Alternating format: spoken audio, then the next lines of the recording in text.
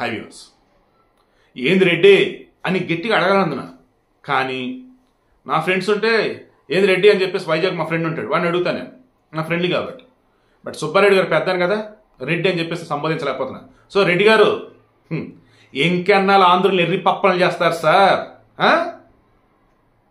3 రాజధానులు అని చెప్పేసి 3 ఇటుకలు పేర్చింది లేదు ఈ ఆంధ్రప్రదేశ్లో 2019 నుంచి 24 మధ్య.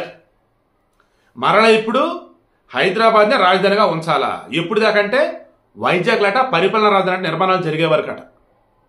ఈ 2019 నుంచి 24 మధ్య ఏం పీకారు, ఏం కట్టారు అంటే ఏం సమాధానం ఉంది సార్?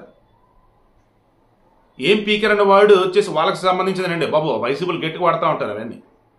మన పడాలి నాని గారి దగ్గర నేర్చుకున్న భాష అంతా కూడా, ఓకేనా? మన జగన్ గారు అంటూ ఉంటారు కదా, ఏం పీక్కుంటారు పీక్కోండి. సో వాళ్ళ భాష. సో పాయింట్కి వస్తున్నాండి డైరెక్ట్గా. అమరావతి అనే ఒక మహానగర నిర్మాణం కోసం అంతా రెడీ చేస్తూ ఉన్నారు, నిర్మాణాలు సాగుతూ ఉన్నాయి, ఎన్నికలు వచ్చాయి. జగన్ వస్తే అది సాగదు, జగన్ వస్తే అది సాగదని అంటూ ఉంటే ఇదే జగన్, ఇదే వైసీపీ వాళ్ళు జగన్మోహన్ రెడ్డి వచ్చిన తర్వాత ఈ అమరావతి నిర్మాణం ఇంకా అద్భుతంగా సాగిద్ది, అద్భుతమైన రాజధాని ఉండిద్ది. ఇక్కడ ఎవరైతే భూములు ఇచ్చున్న వాళ్ళు ఉన్నారో వారికి టీడీపీ కన్నా మేము ద బెస్ట్ వేలో మేము మీకు ప్రభుత్వానికి సాయం అందిస్తామని చెప్పేసి అన్నారు. గెలిచిన తర్వాత ఏం చేశారు? అమరావతి శ్మశానం, అమరావతి నిర్మాణాల కష్టం, నానా హడావుడి చేశారు.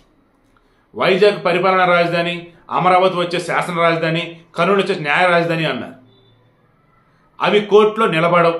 ఎందుకంటే ప్రపంచంలో ఎక్కడ లేనటువంటి దరిద్రం అనమాట ఈ 3 రాజధానుల కాన్సెప్ట్. అదేమంటే సౌత్ ఆఫ్రికా చెప్తారు. సౌత్ ఆఫ్రికా ఒకే ఒక్క దేశంలో 3 రాజధానులు ఉన్నాయి వీళ్ళు చెప్పిన ఫార్మేట్లో. అది కూడా అక్కడ ఉన్నటువంటి కొన్ని పొలిటికల్ ఇష్యూస్ వల్ల అలా ఉన్నాయి. దానివల్ల వాళ్ళకి నష్టమే తప్ప లాభమే లేదు.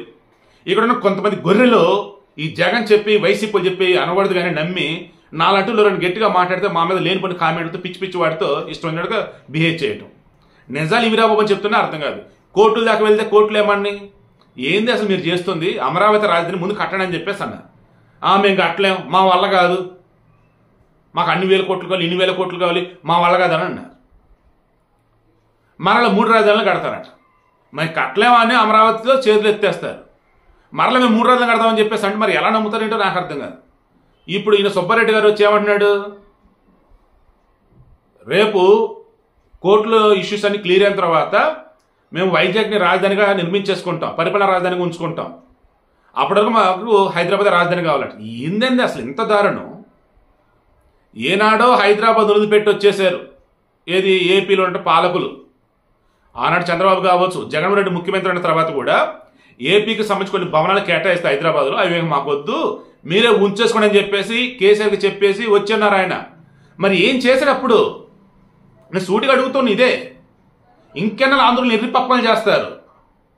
కోర్టులో నేను మరలా చెప్తున్నా అమరావతి రాజని చెప్పేసి తీర్పిస్తారు, అందులో నో డౌట్. ఆల్రెడీ హైకోర్టు చెప్పింది అదే, సుప్రీంకోర్టులో తేలాల్సింది కూడా అదే, తేల్చేది కూడా అదే. ఎందుకంటే సిఆర్డీఏతో రైతుల ఒప్పందాలు కానీ అండ్ ఆనాడు ప్రధాని వచ్చే శంకుస్థాపన చేయటం కానీ అండ్ కేంద్రం నుంచి కొన్ని డబ్బులు ఇవ్వటం కానీ నిధులు ఇవ్వటం కానీ డెవలప్మెంట్ కోసం ఇవన్నీ ఉన్నాయి. అండ్ మోరోవర్ క్లియర్గా కేంద్రం కూడా చెప్పింది ఏంటి సుప్రీంకోర్టుకి, మాకు తెలిసి రాజధాని ఒకటి ఆంధ్రప్రదేశ్ అది అమరావతి అని చెప్పారు వాళ్ళు కూడా. ఈ 3 రాజధాని కాన్సెప్ట్ అంటే మాకు తెలియదు అని చెప్పేసి వాళ్ళు అన్నారు.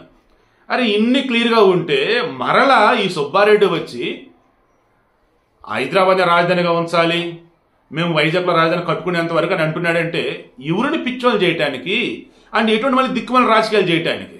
అయ్యా ఆంధ్రులారా చేతులెత్తి దండం పెడతాం, మేల్కోండి. పరిపాలన చేతగానటువంటి ఇటువంటి వాళ్ళని ఇంటికి సాగనంపండి. ఇది ఒక జర్నలిస్ట్లో చాలా బాధతో చాలా బాధ్యతతో నేను చెప్తూ ఉన్నా. అద్భుతమైనటువంటి రాజధాని నిర్మాణం చేసినటువంటి వీళ్ళు అన్యాయంగా ఎక్కడెక్కడ నిర్మాణాలు ఆపేశారు. ఇంత దారుణమైనటువంటి పరిపాలన నా జీవితంలో ఎంపితే చూడలే. మీలో ఎవరన్నా చూస్తుంటే కింద కామెంట్లో తెలియచేయండి. ఎంతకన్నా దారుణంగా మన భారతదేశంలో ఎక్కడన్నా పరిపాలన ఉందేమో.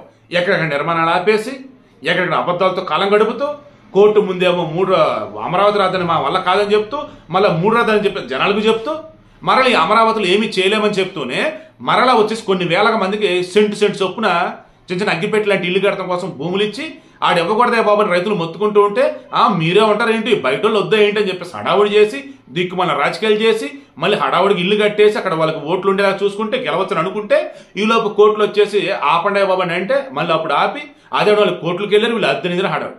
అసలు ఎక్కడన్నా కానీ కొంచెం కాబట్టి కొంచెమైనా సరే వీళ్ళ పరిపాలన వచ్చని మీకు అనిపిస్తుందా?